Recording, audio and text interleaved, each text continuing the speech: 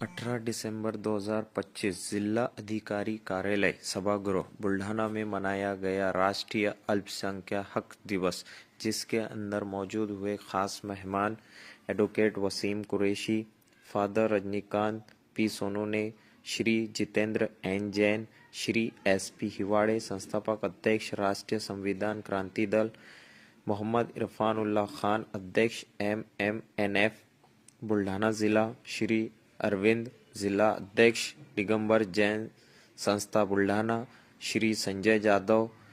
शेख चांद शेख गुलाब, अध्यक्ष महाराष्ट्र राज्य अल्पसंख्यक अधिकारी कर्मचारी एसोसिएशन जिला बुल्ढाना, काजी रईसुद्दीन सर, माजी मुख्याध्यापक हाजी उस्मान डोंगरे, नगर परिषद उर्दू शाळा क्रमांक 2 बुल्ढाना। तो गेस्ट है फारूक सर, हाजी उस्मान डोंगरे जो प्राइमरी स्कूल है नगर पालिका की, उसके जो HM है हम उनको बुलाना चाहेंगे। सर आपका बहुत बहुत शुक्रिया कि आप हमारे खुलने पे अपना वक्त निकालें, और जो आज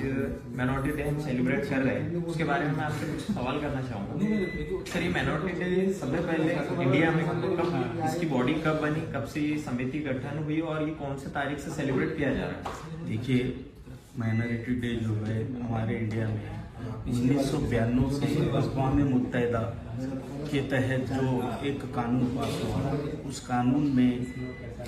जो हमारा संविधान था उस कानून को संविधान में दर्ज किया गया, और तभी से ये अल्पसंख्यक जो हमारे मुल्क में ऐसे निचली जाति के लोग हैं जो जिनका मज़हब अलग अलग है, जिनकी ज़ुबानें अलग अलग है, जो अपना कमाई से पेट भरने के लिए दिन भर इधर उधर करके कमाते हैं, ऐसे लोग हैं जो अल्पसंख्यक कहलाते हैं।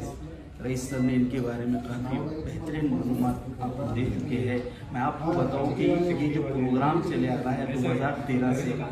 ये प्रोग्राम चले आ रहा है, उसी के बाद में 2006 में ये हर स्कूल, हर शहर, हर तालुके में इसको मनाना ज़रूरी करार दिया गया है। स्कूल के अंदर जो हमारे प्रशासन अधिकारी, एडमिनिस्ट्रेटिव ऑफिसर्स होते हैं, जो एजुकेशन ऑफिसर्स होते हैं, वो GR निकाल लेते हैं ताकि बच्चे जो कौम का मुस्तकबिल है उन बच्चों को इस अल्पसंख्यक अक़लियती दिन अपना जो है उसका हक हमको किस तरह मिल सके, उसके बारे में सारी मालूमात जो बच्चों की है उनको निबंध लेखन, जैसे कि मजमून नवीसी जिसे कहते हैं, वक्तृत्व स्पर्धा, वाद विवाद स्पर्धा, और उसके बाद में भाषण, और उसके बाद में संभाषण, चित्रकला द्वारा इस अल्पसंख्यक के जितने पहलू है उस पर काफ़ी बारीकी से नज़र डालकर स्कूल के सभी शिक्षक बच्चों को अपना ही जो हक किस तरह से इस गवर्नमेंट से हासिल करा जाए उसके बारे में उनको इंस्पायर करते हैं, ताकि हमें मुस्तकबिल में ये अल्पसंख्यक होने के कारण हमको कुछ तो फायदा हो। लेकिन अफसोस इस बात का हो रहा है शाहजान सर के इस मुल्क में धीरे धीरे अल्पसंख्यक जो लोग हैं उन पर से ध्यान जो केंद्रित थी वो धीरे धीरे हटती जा रही है, कम होती जा रही है। यहाँ जितने लोग जिला अधिकारी साहब जो थे, और उसके बाद में वसीम कुरैशी साहब, जो रईस सर साहब, और काफ़ी जो लोग थे यहाँ पर बैठे हुए थे, धीरे धीरे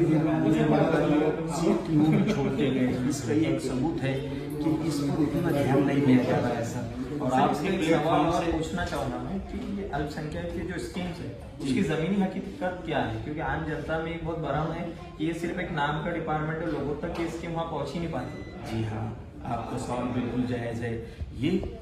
आम लोग इससे मालूमात नहीं रखते। तो यहाँ पर हमारे जो बौद्ध समाज की तरफ से रिप्रेजेंटेटिव यहाँ पर आए थे सर, उनका नाम भूल रहा हूँ मैं, काफ़ी मशहूर है वो, तो उन्होंने बताया कि इसका एक प्रोस्पेक्टस मिलना चाहिए, एक किताब अहवालनामा मिलना चाहिए जिसमें ये सारी बातें हो कि बच्चों को कौन सी स्कीम्स के ज़रिए ये जो लोन जो है वो मिल सकता है, आसानी से किस तरह से मिल सकता है। ये आपका सवाल बहुत जायज़ है, और ये लोगों तक ताकि इसकी मालूमात भी हो जाए, लोगों में इसको बांटा जाए पॉम्पलेट को, और कुछ टीवीज़ वगैरह पे इसकी आज के दिन उन्होंने कहा है कि टीवी पर भी इसकी ऐड चलानी चाहिए, पेपर में देना चाहिए, आपका सवाल बहुत जायज था। सर आपका बहुत बहुत शुक्रिया। हमारे साथ थे फारूक सर, जो अभी सोशल मीडिया पे काफी एक्टिव है और इनकी एक्टिविटी माशाल्लाह, जो उनकी स्कूल को हम लोग खुद देख रहे हैं पिछले काफी टाइम से, बहुत ज्यादा मोटिवेटेड कर रहे हैं और बच्चों को एक एक्स्ट्रा कैरिकुलर एक्टिविटी में बहुत ज्यादा इन्वॉल्व करते हैं। तो सर हम आपसे उम्मीद करते हैं कि आप आगे ऐसी काम करते रहेंगे और बेस्ट से बेस्ट रिजल्ट मिलेंगे हमको बच्चों से। शुक्रिया।